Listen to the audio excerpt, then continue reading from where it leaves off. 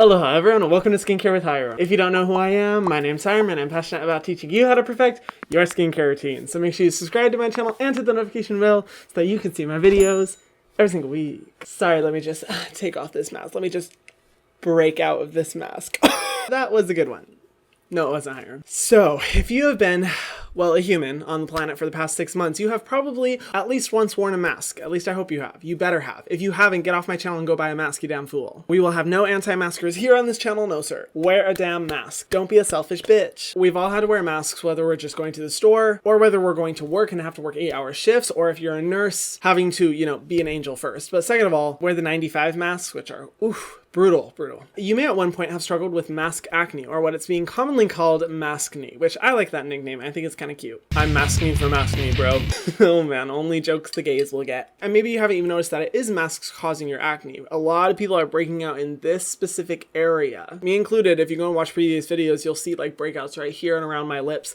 That's due to our good friends' masks, which are good to wear, but still, they tend to create a little bit of a problem called breakouts. Here are some tips and tricks to make that mask acne go away. Bon voyage. See you later. And I'll be clear, there are already so many informative videos on YouTube talking about maskne, how to get rid of it, the best ways to treat it from amazing content creators that I honestly love. And when I saw them creating content, I was like, yeah, they deserve the attention, they deserve the views. I don't need to make this video. But so many of you guys in my comment section have been asking for a video specifically about this. And due to, the longevity of COVID, how long it stayed around, and how we're likely going to be wearing masks for a long time in the future, and being that I do want to help as many people as possible with their skin problems, I figured why not make a video. But I also encourage you to go watch Lab Muffin Beauty Science and Dr. Dre's videos on mask acne. I gained information from this video from those videos. They're extremely informative, really deep dive into these topics, and other content creators that I love as well have made videos about this. I just want to make a quick video going through some maskne tips and tricks to help you get rid of it as soon as possible. So let's get into it. Also, if you are impatient and you do want to see a condensed version of this video, feel free to go check out page 6. I've linked the video in the description box below. I did a short video talking about mask acne and how to get rid of it for them. I just figured in this video I could deep dive a little bit more into the topic. But thank you page 6 for featuring me. Tip number 1, please don't wear makeup, or at the very minimum, don't wear makeup in the area that your mask is covering. Here's the thing, and you know this, when it comes to wearing masks, you know that with the condensation from our breath, the sweat moving around, that environment can get gross really quickly. Whether it be the sweat, condensation, it's really easy for that environment to become like somewhat moist. Oh, sorry, I know people don't like that word. I don't know another word for it.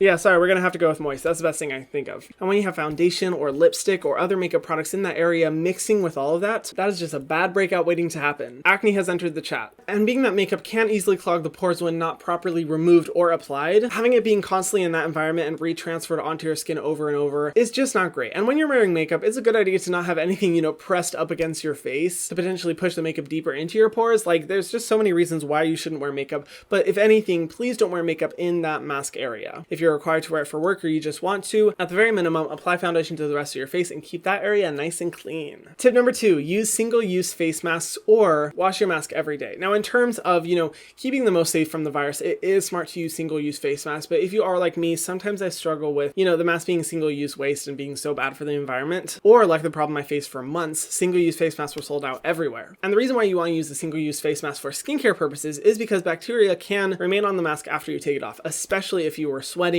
or there's makeup or your face got dirty. Definitely that bacteria will cling on for life. And using a single-use face mask will ensure that you're not reintroducing that bacteria to your skin. However, if you do use a cloth mask or a reusable mask, it is important that you're at least washing it every single day, or you have like 7 other masks that you can use just to switch out every day so you only have to wash once a week. That way you're not reintroducing that bacteria to your skin, because that is a huge way to make sure that your skin does not improve. Tip number 3, in order to know how you can effectively treat mask acne, you have to know how to prevent it. So much of skincare is about prevention rather than getting rid of an issue after it's already happened, because that's how you can ensure you're not going to deal with this issue again in the future. One main very important tip is to make sure you properly moisturize your skin the night before. If you think about it, your skin has disruptions, the acne, the breakouts. There are breaks in the skin, and any breaks in the skin increase transepidermal water loss, which is the process by which we lose water through our skin overnight naturally. When we have breakouts in acne, this process is just sped up like crazy. A lot more water can leave our skin, which is why it's really important to properly moisturize. And being that that area of the face can become so dehydrated or sensitized so easily, it's even more important that you're using a really good moisturizer. I would recommend a heavier moisturizer so you're getting as much as possible. One that I have been loving, and I've been using this one for months. This is actually my second jar. It is the SkinFix Lipid-Peptide Cream. This one is so moisturizing, and it has a lipid complex to help address all forms of damage within your skin and to make sure you're being moisturized as much as possible. Even though it is a bit of a higher price point, it's an extremely good ingredient list, and I love the experience. Or if you want like a hydrating balm, I really like the Holika Less on Skin Cica balm. It's formulated with Centella Asiatica, but it's in a really hydrating thick formula that works really great for any areas that are experiencing that increased transepidermal water loss. Or if you want one of my favorite products for erect moisture barrier, the Great Barrier Relief by Krave Beauty is an awesome one that I've also been using in this specific area. Well, I mean, I use it all the time all over my face, but still, this one's a really good one with a plethora of good ingredients to help really make sure your moisture barrier is intact. Also, all the products that I talk about in today's video are listed in the description box below. If you do feel like shopping any of them, feel free to use those links as they do support me and my channel, but no pressure whatsoever. They're just there's a resource for you. Also, you want to make sure that you're using a non-stripping cleanser because you don't want to overly dehydrate your skin. That'll make it more difficult for it to repair itself, and you want to speed up that healing process, not slow it down. One that I always recommend to people who do have compromised skin is the Vanicream Gentle Cleanser. This one has been a godsend for me and for so many other people when our skin is like truly wrecked. Don't want to use anything that's going to overly strip it or sensitize it. Highly recommend this one. Tip number 4, please do not hammer your skin with treatments. I know it is so tempting to see a breakout on your face and to be like, oh, let me go in with the salicylic acid, the drying lotions, the exfoliating treatments, the retinol. Let me get this fixed. But particularly when you're struggling with mass acne, the last thing your skin needs is to be hammered with all of these intense treatments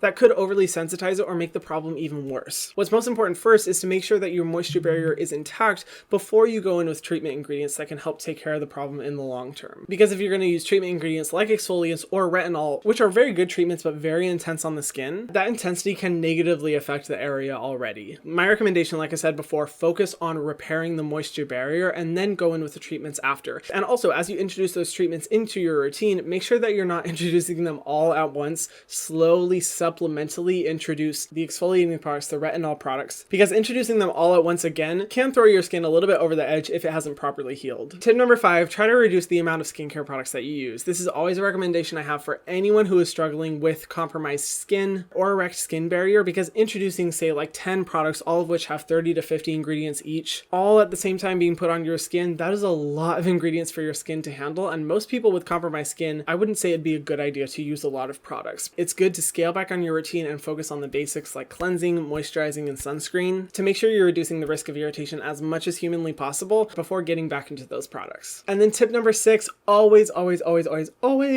make sure you clean your hands before you touch your face. Clearly, we should be sanitizing and cleaning our hands all the time, but it's really important that when you're taking off your mask, when you're touching your face afterwards in any setting, and when you apply your skincare routine at night or in the morning, that your hands are clean. If your hands do have bacteria on them and you introduce it to your mask acne, whew, that's just going to make the problem so much worse. And it's such an easy solution, but something that we tend to kind of overlook. Regardless, you shouldn't be touching your face. I am a bad example of this, as we know. But especially, particularly when you're breaking out, do not touch your face unless you have properly cleaned your hands. And those are the recommendations I have for getting rid of mask acne. I know that they're really simple and they don't seem that fancy and nothing necessarily mind-blowing, but hint, hint, that's the majority of skincare. As fancy and as extra as companies like to make it seem, we really should be focusing on the basics. Like I said before, if you want to learn more about this topic, feel free to go to watch the videos I've linked in the description box below. And do you guys have any recommendations for mask acne? I would love to hear about them. Please guys, wear your masks, be a responsible citizen, help protect other people, don't be selfish. And thank you so much to all of the essential workers who are continuing to work during this time. We all should know right about now who the most important members of our society are, and I look up to each of you so much. Alright, it's midnight and I'm going to be editing this video until 2 a.m. because it's going up tomorrow morning, so I should get a start on that, even though I'm already tired. If you haven't already, be sure to subscribe to my channel and to the notification bell so that you can see my videos every single week, and I'll see you in the next one. Mwah.